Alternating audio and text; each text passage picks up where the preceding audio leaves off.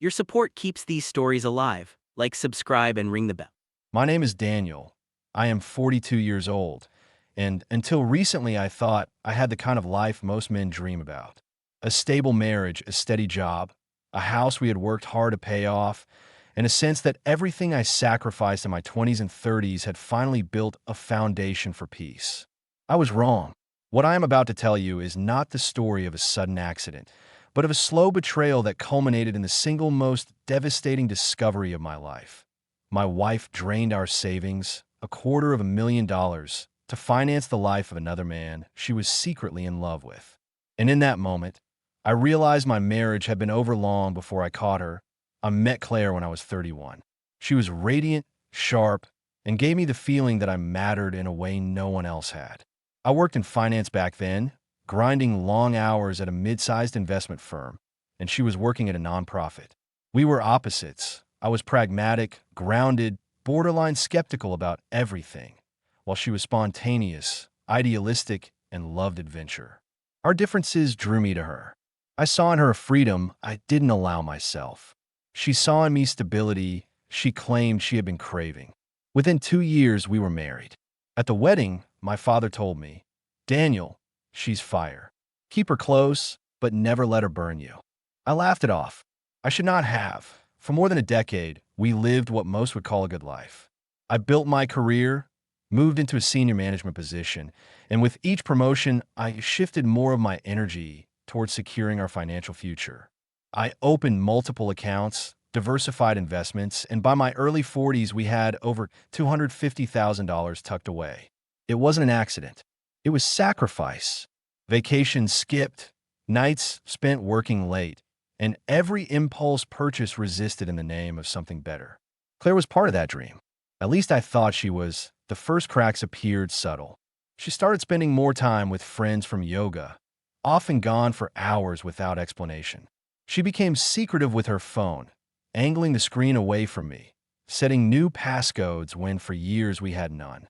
I noticed she was dressing differently too, with an attention to detail that seemed deliberate.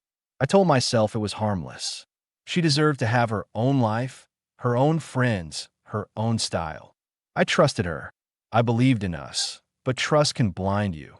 The night everything began unraveling was a Thursday. I had come home early from work, something I rarely did, and found her sitting in the kitchen with her laptop open.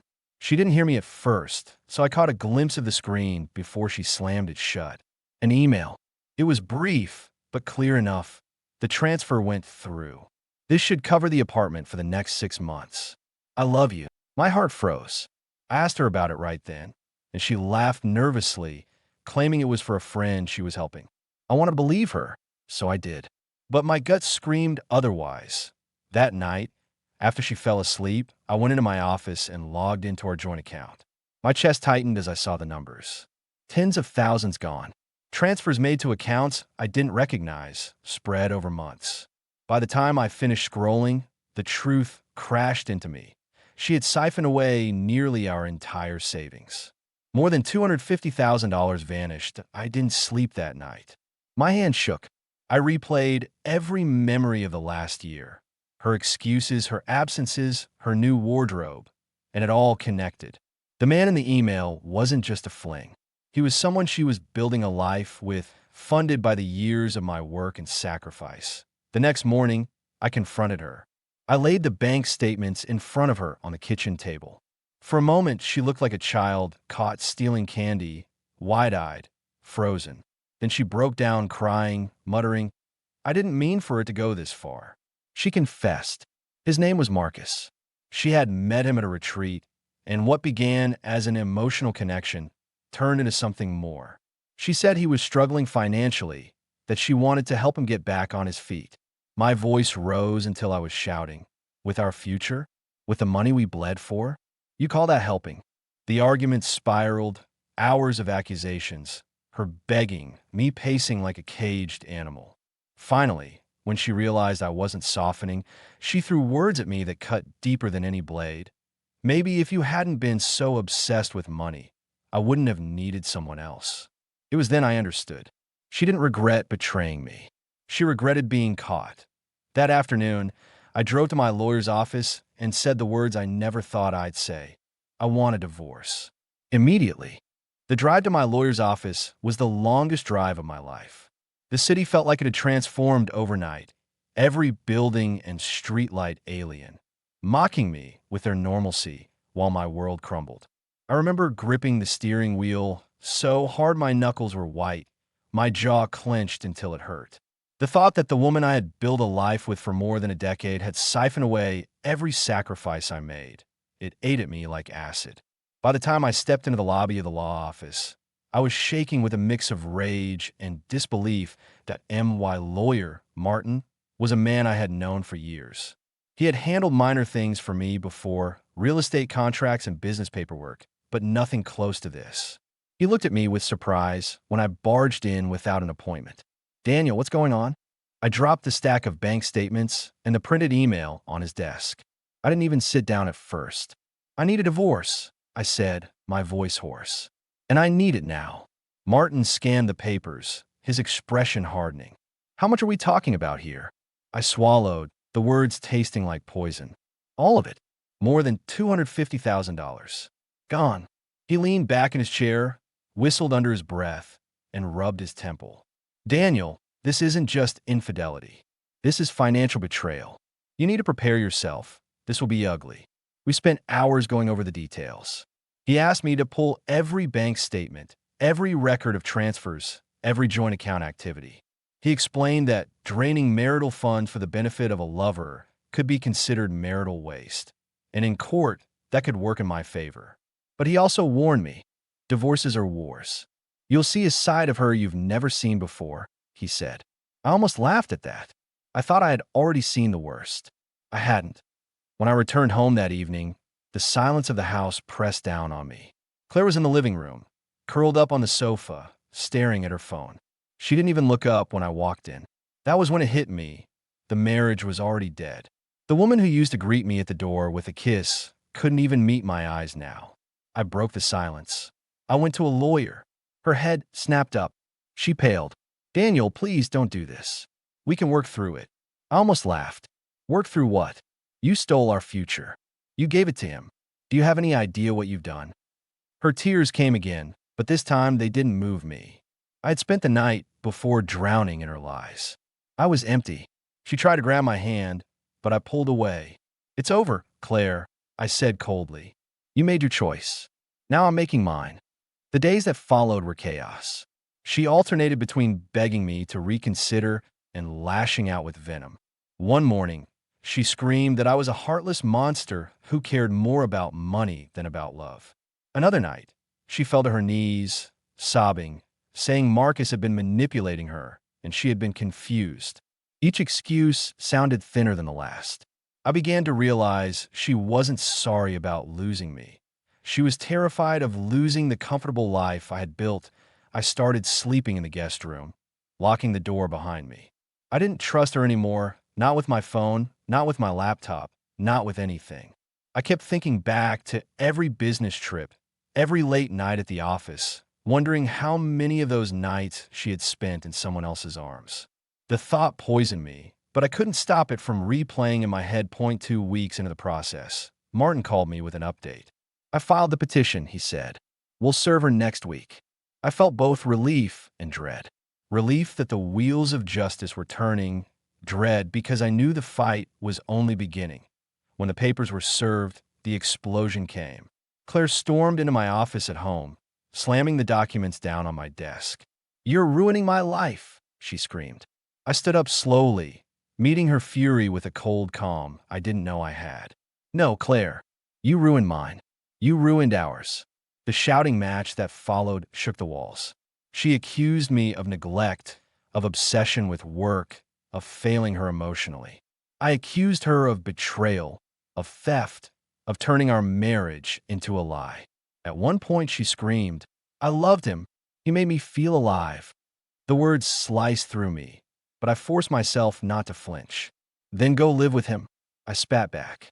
"See how alive you feel when the money runs out." After that night, we barely spoke except through lawyers.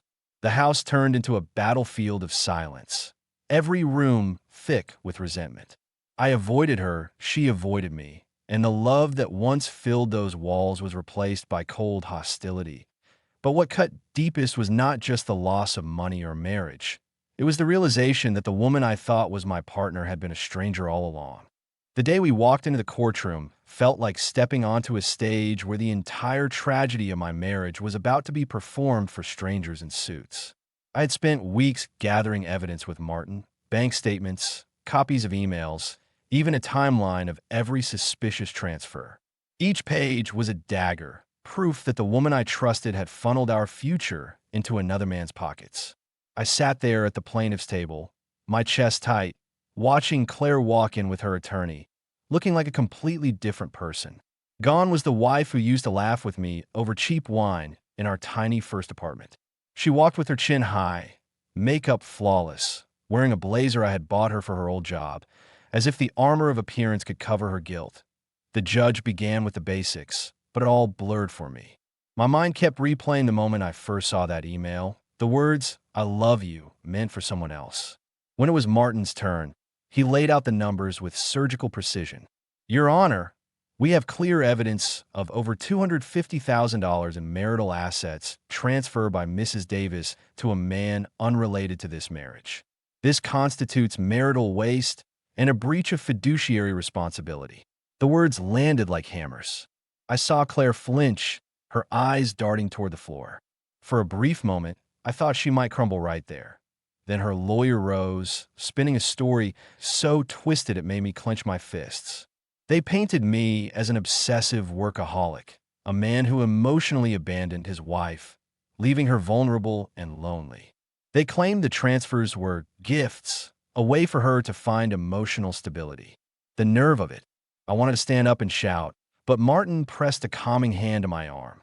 "Stay quiet," he whispered. "Let the evidence speak." The evidence did speak. The judge asked her directly, "Mrs. Davis, did you transfer these funds without your husband's knowledge or consent?" Her voice trembled as she admitted, "Yes." Then came the follow-up.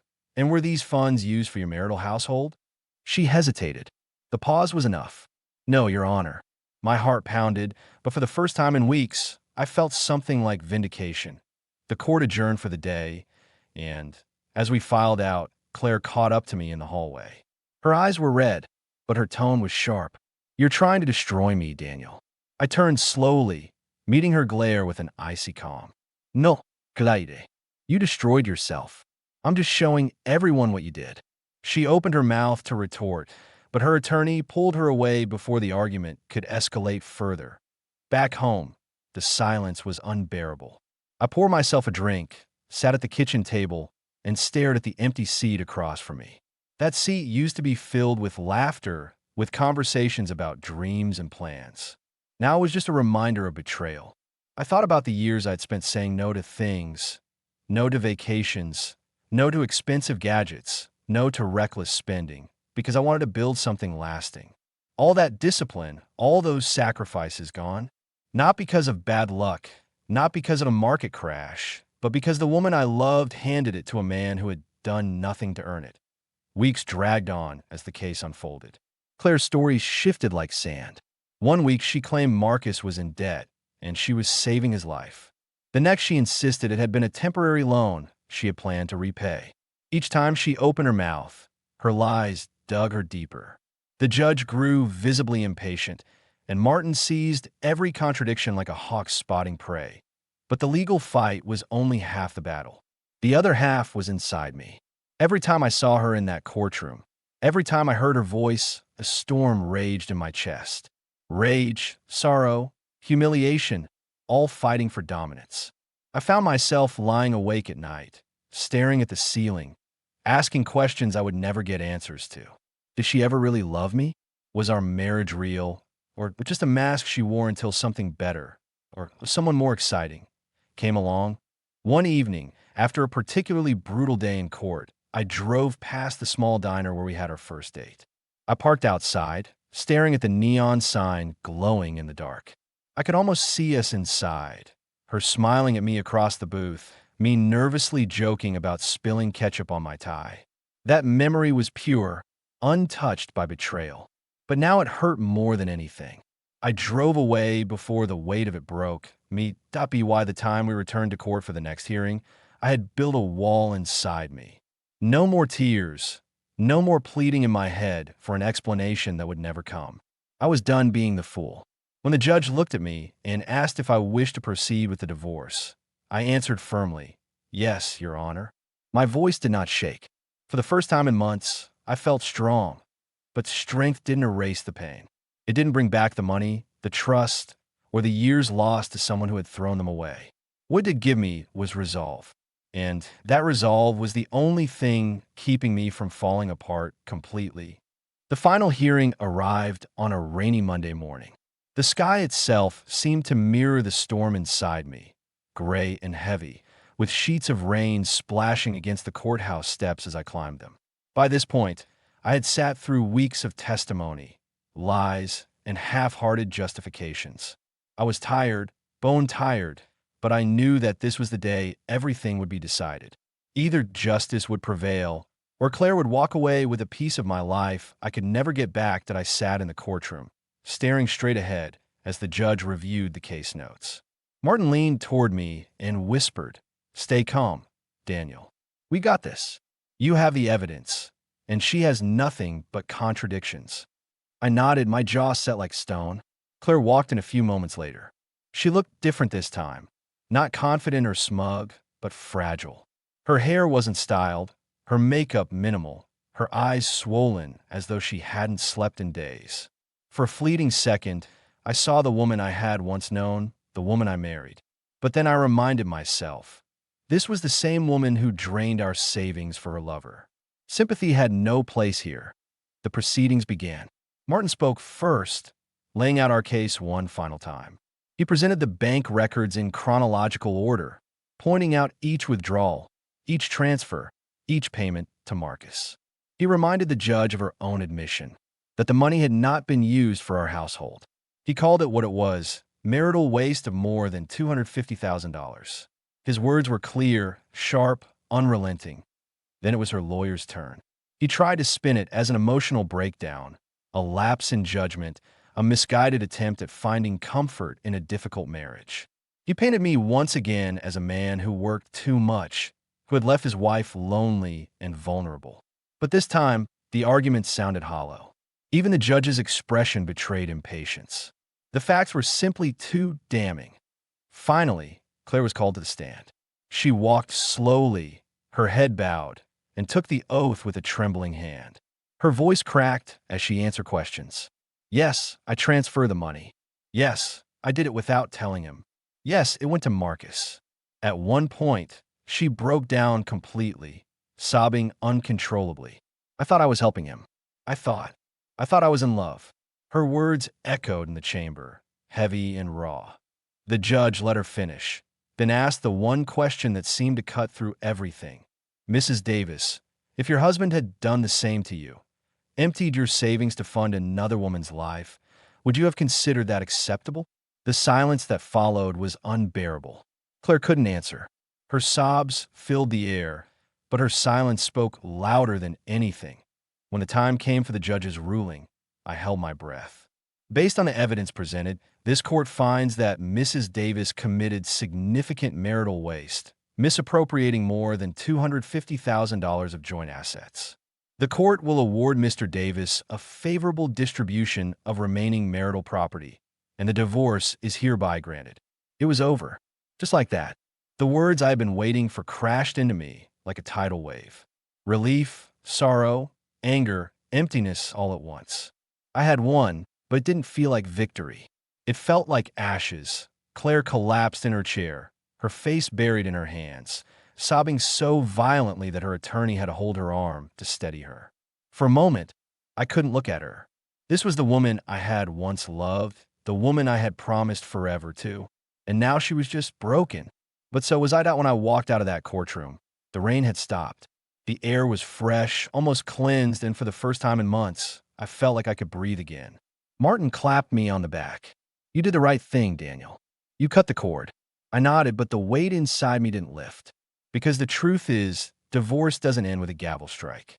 Divorce lingers, in memories, in scars, in the empty side of the bed at night.